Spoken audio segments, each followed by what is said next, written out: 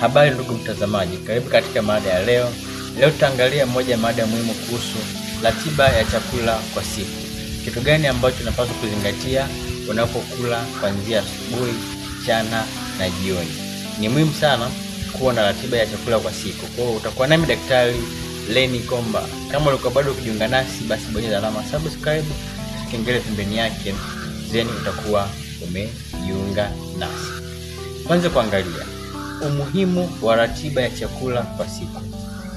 Ratiba ya chakula kwanza ni mpangilio wa ulaji au ni mpangilio wa chakula ambacho tunaweza kula asubuhi, kula mchana na kula jioni. Umuhimu wa mpangilio huu kwanza unasaidia kudhibiti kiwango cha nishati mwilini, lakini pia unasaidia kurekebisha kiwango cha mgawanyo wa energy ya mwili, lakini pia unasaidia pia kuboresha afya yako kwa ujumla. Unapaswa kuwa na ratiba ya kulisha miili yetu, kwamba kuna muda mwili unapata chakula na muda wa kushughulika na kile chakula ambacho kipo tumboni. Tuanze kuangalia sasa vitu gani ambavyo napaswa kula asubuhi, mchana na jioni. Tuanze na wakati wa asubuhi. Wakati wa asubuhi ni kipindi ambapo mwili unakuwa umetoka kuamka, lakini pia kipindi hiki ni kipindi muhimu sana ambapo tunahitaji tupatie mwili energy ya kwanza ambayo itatumika kwa siku nzima. Kipindi hiki unapaswa kuwa na chakula ambacho kinakupatia furaha kidogo. Unapoamka asubuhi sio unakula mradi umekula. Ndio kwanza unaanza siku yako. Nashauri uanze siku yako kwa ukiwa na furaha. Sasa vyakula gani ambavyo vinaweza vikakupatia furaha kwa siku yako ili uweze kuwa na siku nzuri? Cha kwanza kabisa tunashauri breakfast iwe ni vyakula laini ambavyo sio vigumu sana wala sio vilaini sana, yani viwe katikati.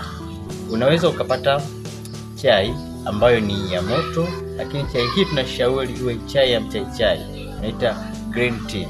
Lakini pia tunashauri unaweza pia ukapata kifungua kinywa kama ikawa ni uji, unaweza ukawa uji wa ulezi, uji wa mahindi.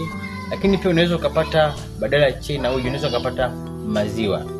Badala ya chai na unaweza kupata maziwa ambayo yasiyo na sukari nyingi, lakini kama unaweza kutumia maziwa ambayo hayana sukari inakuwa ni vizuri zaidi. Hatushauri asubuhi kupata vinywaji kama soda, vinywaji kama bia, vinywaji kama pombe kali. Kwa hatushauri utumie vinywaji hivi, kwani vinywaji hivi ni hatari kwa asubuhi. Lakini pia baada ya chai lazima kutakuwa na kitafunwa. Sasa kitafunwa hiki ndicho ambacho kinaweza kikapambwa vizuri cha kupatia faraja au kukupa furaha asubuhi. Unaweza ukapata mkate laini usio mgumu sana au mkate ambao umekaa muda mrefu sana, kwani kinaweza kukuletea changamoto kidogo na ukosefu wa choo. Kwa tunashauri mkate uwe laini, usiwe mgumu sana. Unaweza ukapata miogo, unaweza ukatumia magimbi, unaweza ukatumia viazi, unaweza ukatumia ndizi, unaweza ukatumia wali, lakini usiwe kwa kiwango kikubwa. Tunashauri asubuhi pata chakula ambacho kinapatikana kwa laini, lakini pia sio kwa kiwango kikubwa sana. Lakini pia unaweza kuongeza vitu kama yai. Kwa mfano unaweza ukapata chai ya maziwa, ukapata mkate laini, ukapata na yai, au ukapata chai, au ukapata yai, au ukapata na viazi.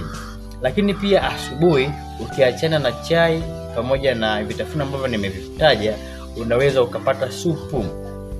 Unaweza ukapata supu ya nyama, supu ya mboga. Supu hii unaweza kuichanganya pamoja, unaweza kuitumia pamoja na chapati, au unaweza kuitumia pamoja na ndizi au viazi. Hivyo ni vyakula ambavyo unaweza kuvitumia nyakati za asubuhi. Usitumie vyakula vyote kwa mara moja.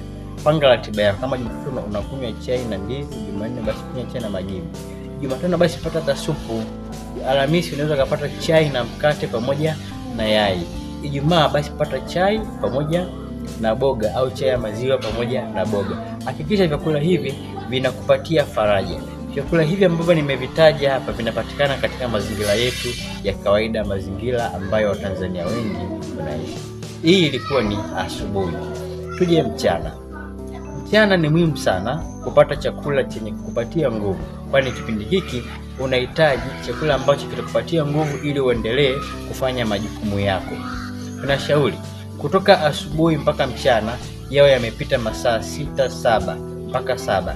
Usipitishe masaa mengi zaidi, kwani inaweza kapelekea changamoto ya vidonda tumboni. Hakikisha unapokula chakula kuna muda umepitisha. Let's say umekula chakula saa 1 kamili asubuhi, unapata breakfast, basi chakula cha mchana pata kuanzia saa 7:30 mpaka saa 8 hapa katikati. Kwa chakula cha mchana kinaweza kikawa ni wanga, kinaweza kikawa na protini, kinaweza kikawa na matunda pamoja na maji. Chakula hiki lazima kitoke katika makundi muhimu ya chakula na lazima kiwe na energy ya kutosha. Unaweza kupata ugali wa dona pamoja na mboga za majani au na dagaa. Unaweza kupata ugali wa mahindi ambao umekobolewa au ukapata ugali kwa wale wenye changamoto unaweza kupata ugali wa mahindi ya kula. Kile tunashauri zaidi kula nafaka ambazo zisizokobolewa. Kwa wale ambao wanaweza wakapata chakula cha wali, ni vizuri pia ukapata wali mchana. Lakini tunapozungumzia wanga tuzungumzi tu ugali pamoja na wali. Lakini pia kuna ndizi pia unaweza kula mchana pia. Kuna viazi unaweza kula mchana, ukachemsha ukala mchana. Kuna miogo pia unaweza ukachemsha ukala mchana. Sio lazima uwe wali. Ila tu cha msingi hakikisha umepata mchanganyiko ambao ni unaweza kula viazi, ukaweka mboga, ukaweka na yai la kuchemsha, ukapata na maji safi kabisa. Unaweza ukapata ndizi ambazo umezipika vizuri, ukapika mchanganya na mboga, ukala mchana ukashiba vizuri kabisa, ukapata energy ya kutosha.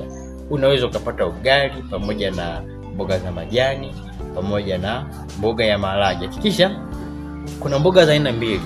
Kuna mboga ya majani afu kuna mboga ambayo inakupatia mchuzi. Kwa mfano unaweza kama ukipika samaki, ugali na samaki, basi usiweke ugali samaki pamoja na dagaa. Sio vizuri. Pika ugali samaki na mboga za majani. Ugali nyama na mboga za majani. Ugali maharage na mboga za majani. Sio unapika ugali nyama na maharage, unakuwa hauleti picha nzuri. Kisha kuna mboga yenye mchuzi, alafu kuna mboga ya majani. Baada ya hapo tunashauri upate chakula cha jioni kuanzia saa 2 kamili jioni. Hii yote ni kupisha matumizi ya kile chakula ambacho ulishakula mchana. Kwa hiyo chakula cha jioni tunaita dinner.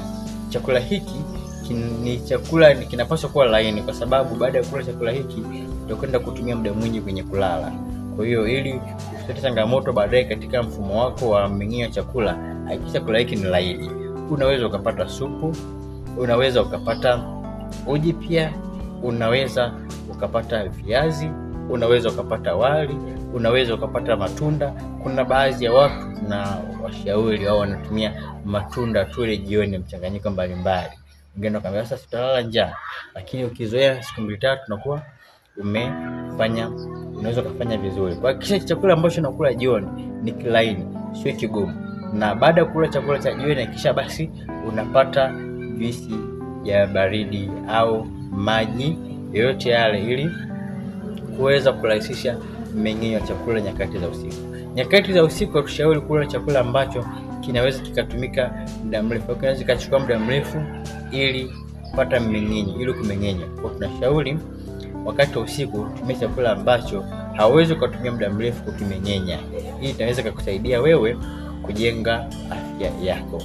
Ndugu mtazamaji, nimeanza kusema kwamba ni muhimu kwa siku kuwa na ratiba ya chakula ambayo itakuongoza wewe kuanzia asubuhi mpaka jioni, mpaka pale ambapo unakwenda kuhitimisha siku yako. Ratiba hii inaweza kukusaidia wewe kuboresha afya yako na kukulinda pamoja na magonjwa mbalimbali ambayo yanaweza kusababishwa na mmeng'enyo wa chakula. Nikuombe kama bado hujajiunga nasi, basi jiunge nasi kubonyeza alama subscribe kisha kengele pembeni yake. Ulikuwa nami Daktari Lenny Komba. Nikutakie siku njema. Asante kwa kunisikiliza.